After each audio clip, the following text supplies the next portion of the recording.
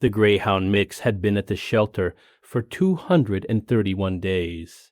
She was not adoptable by any reasonable metric. She was 4 years old, 61 pounds, and had been returned once for unpredictable behavior. Her kennel card read, "Needs experienced home, no small children, slow introduction to other animals."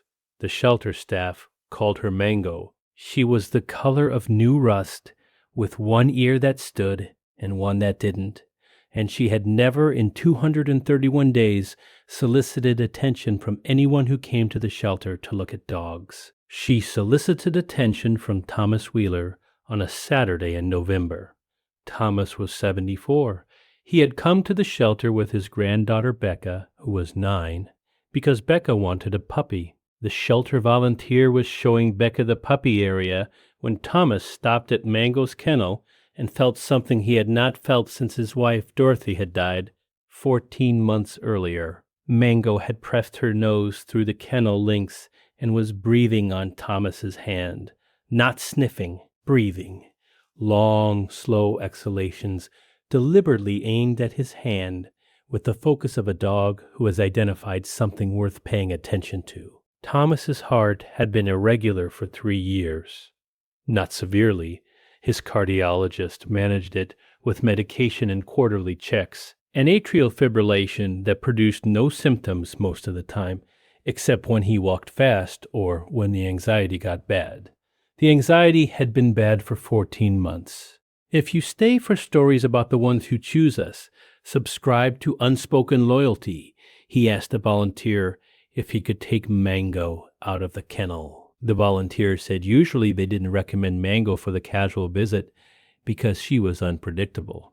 Thomas asked again. The volunteer brought Mango out. Mango went to Thomas, pressed her flank against his leg, and stood there, not jumping, not soliciting petting, not nervous, just pressed, the way a dog presses when it has decided something. Thomas put his hand on her back. She leaned into it. He adopted her that afternoon. Becca was disappointed. Thomas told her he would bring her back for the puppy another day. Becca asked what was special about the rust-colored dog with the crooked ear. Thomas said he didn't know yet. What he found out over the following months was this.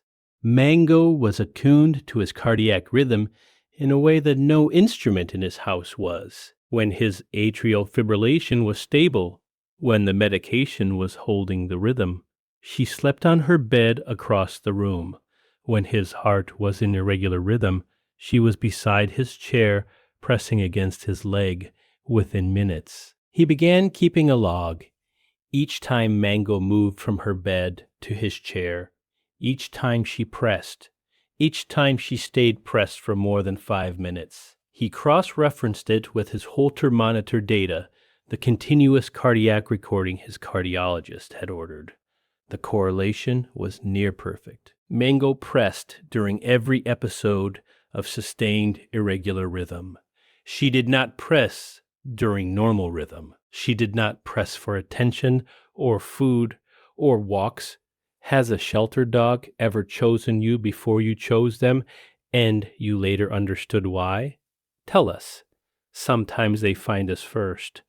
Thomas brought the log to his cardiologist. Dr. Priya Mehta reviewed the correlation data for a long time without speaking. She's alerting before the symptom threshold, Dr. Mehta said.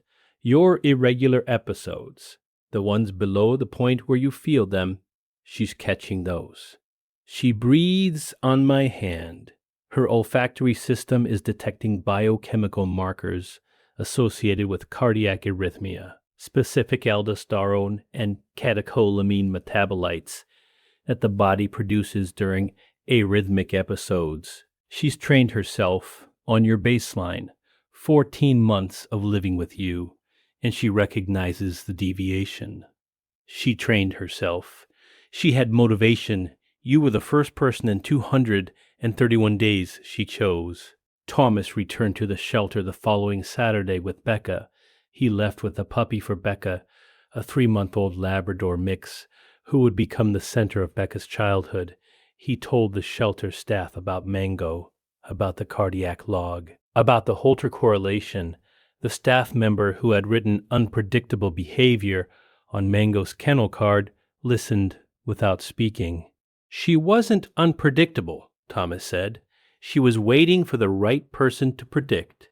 Every loyalty that goes unspoken still speaks. Subscribe to Unspoken Loyalty. Dorothy had died in November. Thomas had started sleeping with the television on because the silence was wrong. For 14 months, the silence of a house built for two had filled with the sound of programs he wasn't watching. The night after he brought Mango home, he turned the television off. The silence was different. Mango breathed. Her tags clinked when she shifted on her bed. The house had a heartbeat again. And Mango, 231 days unclaimed, one ear up, one ear sideways, rust-colored against the November dark, was pressed against his leg in the armchair, watching his chest rise and fall, logging the rhythm, already learning the bass line, already knowing when it deviated, already on the job she had trained herself for in the silence of a kennel, waiting for the person whose heart she had already decided to monitor. One exhalation through a chain-link fence. That's how it started. That's how unspoken loyalty always starts, with breath and recognition and a choice